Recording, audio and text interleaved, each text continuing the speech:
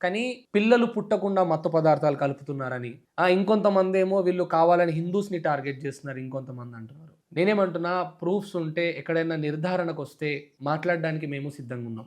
ఈ ఎస్‌డిపిఐ పార్టీకి సంబంధించిన వాళ్ళల్లో వాళ్ళు ఇన్వాల్వ్ అవ్వడం మాత్రం ఖచ్చితంగా తప్పే. వాళ్ళు ఇన్వాల్వ్ అయిన వీళ్ళు మద్దతుగా నిలుస్తున్నారు అన్నప్పుడు ఇక్కడ వాళ్ళు మరి అక్కడ ఈ షేక్ షా వాళ్ళకి సంబంధించినోళ్ళు ఎవరైనా ఉండి అరే ఇది ఒక టెర్రరిస్ట్‌కి సంబంధించి లింక్స్ ఉన్నటువంటి పీఎఫ్ఐ ఆర్గనైజేషన్‌కి సంబంధించినటువంటి పార్టీ, అదే వింగ్‌లో ఉన్న పార్టీ, ఆ ఫండ్స్‌ని తీసుకుంటున్నటువంటి పార్టీ అని ఎవరైనా చెప్పేటోళ్ళు ఉంటే అట్‌లీస్ట్ ఆ ఎస్‌డిపిఐ పార్టీ మద్దతు పలికేటప్పుడు వద్దు.